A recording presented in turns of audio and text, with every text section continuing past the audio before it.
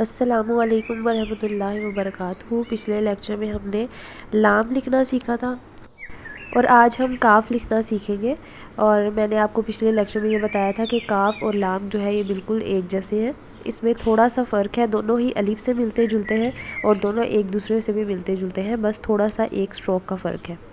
तो हम ये पूरा स्ट्रक्चर जैसे हमने अलिफ में बनाया था उस तरह से हम ये पूरा स्ट्रक्चर एक ड्रॉ कर लेंगे। इसमें भी हम लंबाई में 6 कत लगा लेंगे, जिस तरह से हमने लाम और अलिफ में लगाए थे। 6 कत लगाने के बाद पहले कत के आगे और आखिरी कत के आगे भी हम एक एक कत लगा लेंगे, जिस तरह से हमने लाम और अलिफ में हमने सीखा है। इसका भी शुरू वाला हिस्सा बिल्कुल उसी तरह है। हम इन तमाम जो हमने कत लगाए हैं 6, इनको नंबरिंग दे देंगे।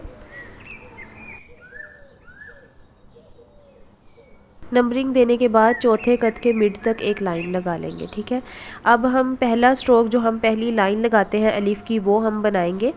और ये आप जो हमने ऊपर कत लगाया है पहले कत के आगे, इससे बहुत ज़्यादा दूर मत बनाया करें, इसके करीब ही होनी चाहिए ये लाइन, वरना इस कत लगाने का फ़ायदा ही नहीं है। अब हम इसका अगला स्ट्रोक बनाएंगे। आपको पिछले लेक्चर में बताया था कि आपने इसको इतना ही बनाना है कि दरमियान में एक कत का फासला हो। मुझे प्रैक्टिस है तो खुद ब खुद एक कत का फासला होता है, लेकिन आपने पहले ये वाला कत बनाना है, लाइन स्ट्रेट लगा के कत बना के फिर ये वाला स्ट्रोक लगाना है। अब हम नीचे वाला हिस्सा लिखेंगे और ये मिड तक हम लेकर आएंगे। 3 कत हम यहाँ पे बना लेंगे। फिर उसके बाद हम ये वाला जो अलिफ जिस तरह से हम बनाते हैं दूसरी अलिफ की फॉर्म, उस तरह से हम ये वाला पूरा पार्ट जो है वो कंप्लीट कर लेंगे काफ का भी।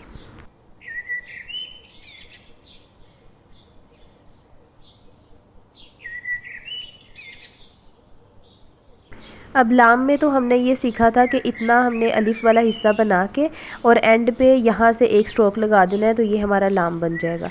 लेकिन जो काफ है उसमें क्या होगा, ये काफ का नीचे वाला हिस्सा बन गया है हमारा। अब इसमें हमने ये जो काफ का डंडा जिसको हम बोलते हैं ये हमने बनाना है, तो फिर ये काफ बन जाएगा। ठीक है, ये काफ का जो बेसिकली नीचे वाला हिस्सा है। अब हमने ऊपर वाला हिस्सा बनाना है, तो हम इसको ना यहाँ से ऊपर यहाँ पे एक 5 कत लगाएंगे।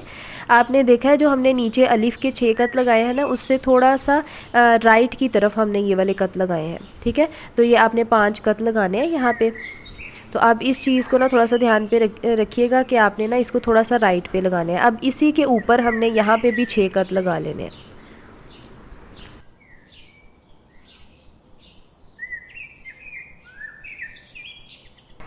6 कत लगाने के बाद अब हम उसी तरह से लाइंस लगा लेंगे इनके नीचे। यहाँ पे एक वर्टिकली लाइन लगाएंगे और यहाँ पे एक लाइन लगाएंगे और इसके एंड पे। अब ये हमारा एक स्ट्रक्चर ड्रॉ हो गया। और ये बेसिकली हमने जो काफ का डंडा जिसको बोलते हैं वो हमने बनाना है, उसके लिए हमने ये सारा बनाया। अच्छा, ये जो नीचे अलिफ के जो 6 कत है उसमें पहले कत के नीचे इस तरह से आपने एक लाइन ड्रॉ कर लेनी है, जैसे मैंने अभी डॉटेड लाइन ड्रॉ की है। अब हमने क्या करना है, अब हमने वो बनाना शुरू करना है। यहाँ से हमने वो शुरू करना है और इसको ना बारीक सा लेकर आना है सिर्फ कलम की नोक से। और ये जो हमने पहले कत के नीचे लाइन लगाई है यहाँ तक हमने इसको लेकर जाना है। इस तरह से आप इसको लेकर आए नीचे तक।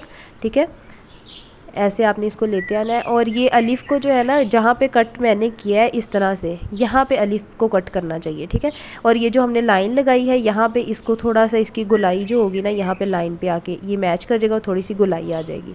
ठीक है, और फिर उसके बाद यहाँ पे हमने क्या करना है, ये जो हमने 5 कत लगाया है इसके पहले 2 कत तक हमने ये वाला एक स्ट्रोक लगाना है। ये पूरा मैंने कलम की नोक के साथ बनाया है, तो आपने भी ये मोटा नहीं करना, बिल्कुल बारीक रखना है और कलम की नोक के साथ बनाना है। अब आपको थोड़ा सा बता देती हूँ, ये वाला जो स्ट्रोक है ये 2 कत के बराबर है। ठीक है, और ये वाला जो ये हमने ये पूरा एक बनाया है, ये यहाँ तक हमने कहाँ तक स्टॉप करना है, यहाँ तक स्टॉप करना है। ये जो 6 कत हमने ऊपर बनाए हैं ये इसको आप पूरी लाइन बेशक बना लीजिएगा डॉटेड, तो ये आपने यहाँ पे स्टॉप करना है, इससे ज़्यादा नहीं। तो ये हमने 5 कत इसलिए लगाए हैं, ये कितना ऊंचा जाएगा ये वाला जो हमने बनाया है।